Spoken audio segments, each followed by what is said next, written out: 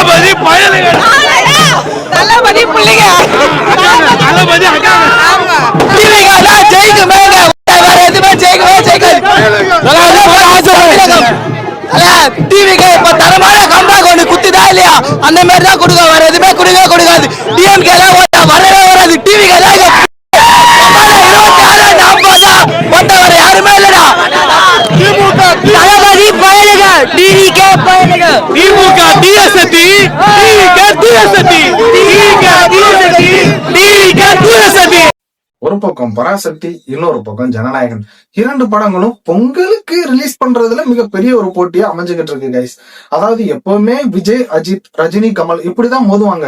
இது புது ட்விஸ்டா இந்த 2026ல விஜய் எந்த அளவுக்கு மிகப்பெரிய ஒரு ஹீரோ அப்படின்றது தமிழ்நாட்டு மக்களுக்கு தெரியும். இருக்கக்கூடிய அவ்வளவு கோடிக்கணக்கான சம்பளத்தான் உதவி விட்டுக்கிட்டு நான் அரசியல் பண்ண போறேன், மக்களுக்கு சேவை பண்ண போறேன் அப்படின்னு சொல்லிட்டு வரப்போறாரு. இப்படி வரப்போற நேரத்துல கடைசியா ஜனநாயகன் மக்களுக்கு எதிரான குரல்களை கேட்கறது, ஜனநாயகன் வார்த்தைக்கு அர்த்தமுள்ள ஒரு படத்தை எடுக்கணும்னு சொல்லிட்டு ஒரு படத்தை கடைசியா ஒரு படத்தை விடலாம்னு சொல்லிட்டு ஒரு ஐடியால இருக்கும்போது பராசக்தி அப்படின்ற ஒரு படத்தை ஜனநாயகன் படத்துக்கு போட்டியா விட போறதா ஒரு தகவல் வெளியே வந்திருக்கு. ஆரம்ப காலகட்டத்துல நான் என்ன நினைச்சேன் அப்படின்னா, இந்த அதாவது பராசக்தி படம் ரெட் ஜெயின் தான் ரிலீஸ் பண்ணுது, சரி அதனால டிஎம்கே அவங்களோட ஃபேவர்னால எப்படியாவது இந்த ஜனநாயகன் படத்தை தோற்கடிக்கணும், முறியடிக்கணும், ஜனநாயகன் படத்தை அரசியல்ல தோற்கடிச்சிடலாம், அதுக்கு முன்னாடி நம்ம சினிமாலே தோற்கடிக்கணும் அப்படின்ற ஒரு நோக்கத்தோட டிஎம்கே செயல்படுது அப்படின்னு சொல்லிட்டு நான் நினைச்சேன். ஆனா அது கிடையவே கிடையாது. டிஎம்கே செயல்படுது. ஆனா சிவகார்த்தியன் அவர்களுக்கும் ஒரு ஆசை இருக்காமா, நான் கடைசி விஜய் படத்தோட நான் மோதுனா என்னோட நேம் இன்னும் கொஞ்சம் மேல போய் உட்காரும் அப்படின்ற மாதிரி அவரோட தாட்டும் ஒரு சைடு இருக்கிறதாகவும் தகவல் வெளியே வந்துகிட்டு இருக்கு. அதனால சிவகார்த்தியன் பாவம் அவர் தெரியாம இதுக்குள்ள ஒரு பலியாடா மாட்டிட்டாரு அப்படின்லாம் நினைக்காதீங்க மக்களே. இது முழுக்க முழுக்க தவறான விஷயம். சிவகார்த்தியன் அவர்களுக்கும் மனசுல ஒரு ஆசை இருக்கா, விஜய் அவர்களோட கடைசி படத்தோட நான் போட்டி போட போறேன் அப்படின்னு. சரி ஓகே, போட்டி போடட்டும்னா அதெல்லாம் இருக்கட்டும் ஒரு பக்கம். நம்ம என்ன நினைச்சுட்டு இருக்கோம், இது சாதாரண ஒரு சினிமா ஃபைட்டு கிடையாது, இது இரண்டு ரசிகர்களுக்கான சண்டையும் கிடையாது, இது மிகப்பெரிய ஒரு அரசியல் ஃபைட்டு. பராசக்தி அப்படின்னு நம்ம நினைச்சோன்னே இது சிவகார்த்தியனோட படம், அதனால விஜய் அவர்களோட போட்டி போடுறாரு. இது பொங்கல் அப்போ விஜய் அவர்களோட போட்டி போட்டு விஜய் அவர்களை தோக்கடிச்சு நம்ம கொஞ்சம் இது பண்ணிட்டா விஜய் அவர்களோட டைம் அந்த இடத்துல ஸ்பாயில் ஆகும் அப்படின்னு சொல்லணும்னு நினைச்சிட்டு இருக்கோம். ஆனா இந்த பராசக்திக்கு மிகப்பெரிய ஒரு ஹிஸ்டரியே இருக்கு அப்படின்றது நான் நிறைய வீடியோ பார்த்து நிறைய தகவல்களை கேட்கும் போது எனக்கு தெரிஞ்சிச்சு. ஃபர்ஸ்ட் இந்த பராசக்தி அப்படின்ற ஒரு படம் இப்ப ரிலீஸ் ஆனாங்க. அதாவது அக்டோபர் 17, 1952 அப்பவே சிவாஜி கணேசன் நடிச்சு பராசக்தி அப்படின்ற ஒரு படம் ரிலீஸ் ஆயிருக்கு. இந்த படத்தோட நிறைய அதாவது எல்லா வார்த்தைகள், எல்லா டயலாக்ஸ் இது எல்லாத்தையுமே எழுதினது யாரு அப்படின்னா நம்ம ஐயா கருணாநிதி அவர்கள். சோ அவர் இப்படி எழுதியிருந்தா எந்த அளவுக்கு எழுதியிருக்காரு அப்படின்னா, அந்த காலத்துல எந்தெந்த மாதிரி விஷயங்கள்லாம் அப்படின்னா, அதாவது இந்த கோயில் சடங்கு, அதுக்கப்புறம் இந்த மோசடி பண்றது, அரசியல் ஊழல், கடவுள் பெயர்ல கொள்ளையடிக்கிறது, இந்த மாதிரி சனாதனத்திற்கு எதிரானது, இந்த மாதிரி நிறைய கருத்துக்களை திணிக்கக்கூடிய வகைகள்ல நிறைய வார்த்தைகளை எழுதி நிறைய வரிகளை எழுதி பராசக்தி அப்படின்ற ஒரு படத்தை ரிலீஸ் பண்ணி அந்த படம் மக்கள் கிட்ட மிக அளவுக்கு அதிகமா அதிக அளவுல பேசப்பட்டிருக்கு. சோ அவங்க என்ன பண்ணிருக்காங்க அப்படின்னா, அப்பவே ஒரு படத்து மூலமா டிஎம்கேவோட கொள்கை கோட்பாடுகள் எல்லாத்தையுமே ஒரு பராசக்தி அப்படின்ற ஒரு படம் மூலமா மக்கள் கிட்ட அள்ளி தெளிச்சு விட்டுருக்காங்க. சோ அதையே இப்ப 2026ல அதே நேம்ல ஒரு படத்தை ரிலீஸ் பண்ணணும் அப்படின்னு சொல்லிட்டு நம்மளுக்கு ஒரு டவுட் வரலாம். இங்கதான் இருக்கு ட்விஸ்டே. அது இந்த வீடியோ நீங்க ஃபுல்லா பாருங்க, உங்களுக்கு நான் சொல்ல தெரியும். அதாவது விஜய் அவர்கள் முன்னாடி நடிகரா இருந்து அரசியலுக்கு வர்றாரு. அரசியலுக்கு வரப்போற நேரத்துல கடைசியா ஜனநாயகன் அதாவது விஜய் அவர்கள் எந்த மாதிரி இருக்காரு அப்படின்னா, நிறைய இப்ப இருக்கக்கூடிய ஆளுங்கட்சிகளை பார்த்தோம், மேல ஆண்டுகிட்டு இருக்கிற பாரதிய ஜனதா கட்சிகளை பார்த்தோம், ஏகப்பட்ட கேள்விகளை ஒரு ஜனநாயகனா அதாவது ஒரு ஜனநாயகம் கேட்கக்கூடிய கேள்விகளை நிறைய கேள்விகளை மக்களுக்கு ஆதரவா இருக்கக்கூடிய ஆளுங்கட்சிகளுக்கு எதிராகவும் ஊழலுக்கு எதிராகவும் நிறைய கேள்விகளை கேட்டுக்கிட்டு இருக்காரு.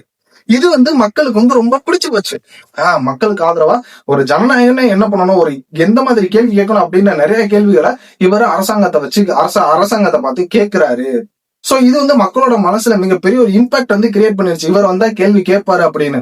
ஆனா இந்த பராசக்தியோட கான்செப்டே என்ன அப்படின்னா, இதுவும் இந்த மாதிரி ஜாதி மதம் இதுக்கு எதிராக பேசுறது, மக்களுக்கு ஆதரவா பேசுறது, ஊழலை எதிர்த்து பேசுறது, இந்த மாதிரிதான் அந்த பராசக்தி படத்திலையும் நிறைய கருத்துக்கள் இருந்திருக்கு. சோ அதே மாதிரி ஒரு விஷயத்த இப்ப திரும்பவும் 2026ல 1952ல நடந்த ஒரு விஷயத்த 2026ல நம்ம திரும்பவும் கொண்டு வருவோம். அதாவது இப்ப விஜய் பேசுறது, விஜய் மக்களுக்கு ஆதரவா கேள்வி மக்களுக்கு ஆதரவா அரசாங்கத்தை பார்த்து கேள்வி கேட்கறது, ஊழல்களை பத்தி, லஞ்சம், இந்த மாதிரி ஏகப்பட்ட விஷயங்களை பத்தி கேள்வி கேட்கறது, இது எல்லாமே அவர் புதுசா ஒண்ணும் பண்ணல. இது எல்லாமே நாங்க ஒரு காலத்துல பண்ணிக்கிட்டு தான் இருந்தோம். அந்த விஷயத்த தான் காப்பி அடிச்சு திரும்பவும் இப்படி கேள்வி கேட்காரு அப்படின்னு சொல்லிட்டு ஜனநாயகனுக்கு முன்னாடி பராசக்தியை தூக்கிட்டு வந்து நிப்பாட்டணும் அப்படின்னா ஜனநாயகன் எடுபடாது. அதுக்கான காரணம் என்ன அப்படின்னா, இவர் கேட்கிற கேள்வியை நாங்க 1952லயே கேட்டுட்டோம் அப்படின்னு சொல்லிட்டு மக்கள் கிட்ட சைலண்டா ஒரு விஷயத்த திணிக்கிறதுக்காகத்தான் பராசக்தி இந்த நேரத்துல கொண்டு வர்றதா எனக்கு தோணுது. இந்த மாதிரி சினிமால, அரசியல்ல ஊர்னவங்க இந்த மாதிரி தான் நினைக்கிறாங்க. ஆனா ஜென்ரலா நம்ம தமிழ்நாட்டு மக்கள் என்ன நினைச்சிட்டு இருக்கோம் அப்படின்னா, சிவகார்த்தியனோட ஒரு படம், அதோட ப்ரொடியூசர் டிஎம்கே காரங்க, இது ஜனநாயகன் விஜய் அவர்களோட படம், அதனால எதிர்த்து சண்டை போட்டுக்கிட்டு இருக்காங்க அப்படின்னு நினைச்சோம். ஆனா இத்தனை வருஷமா, அதாவது ஐயா கலைஞர் அவர்களோட மூளை இருக்கு பாத்தீங்களா, அந்த மூளை இவங்களுக்கும் கொஞ்சம் இருக்கு போல. உண்மையாவே இத்தனை வருஷம் இருந்ததுக்கு அரசியல எந்த அளவுக்கு தில்லாலங்கடி வேலை பார்க்கணும், எந்த அளவுக்கு அவங்களோட ஒரு ஐடியா உள்ள திணிக்கணும் அப்படின்றது இதுல நல்லாவே தெரிஞ்சுக்கிட்டேன். பாத்துக்கங்க, மக்கள் கிட்ட இவ்வளவு நாள், அதாவது ஓப்பனா சொல்றேன், டிஎம்கேவும் பெரியார் கொள்கையை தான் ஃபாலோ பண்றாங்க, டிவிகேவும் பெரியார் கொள்கையை தான் ஃபாலோ பண்றாங்க. அப்ப ரெண்டு பேரோட கொள்கையுமே ஆல்மோஸ்ட் ஒண்ணுதான்.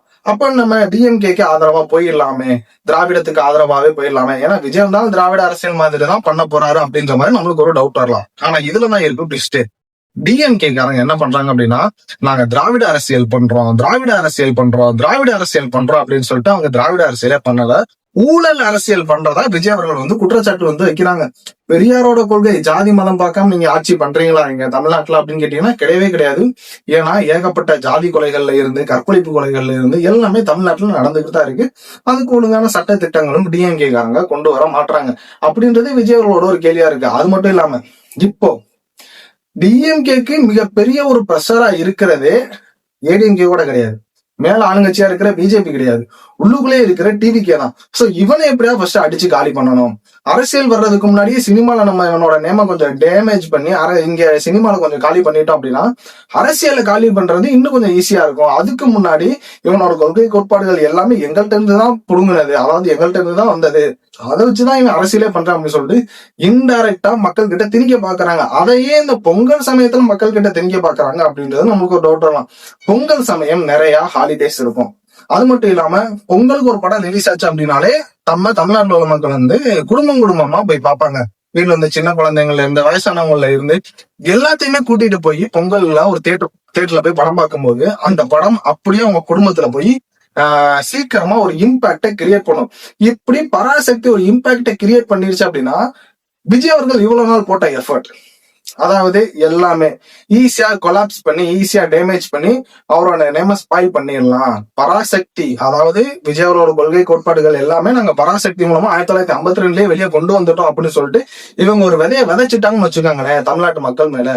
அப்ப நம்ம விஜய் அவர்கள் வந்தாலும் அதே அரசியல் தான் பண்ண போறாரு, நம்ம டிஎம்கேக்கு ஓட்டு போட்டு போயிடலாமே அப்படின்னு சொல்லிட்டு மக்கள் கிட்ட ஒரு கியூரியாசிட்டிய, ஒரு எண்ணத்தை கொண்டு வர்றதுக்காக தான் பராசக்தியை இப்ப மோத விடுறாங்க. இருந்தாலுமே சிவகார்த்தியன் அவர்களுக்கும் சின்னதா மனசுல ஒரு ஆசை இருக்காம்பா அப்படின்னு சொல்லிட்டு லைட்டா தகவல்கள்லாம் வெளியே வந்துச்சு. நீங்க என்ன நினைக்கிறீங்க?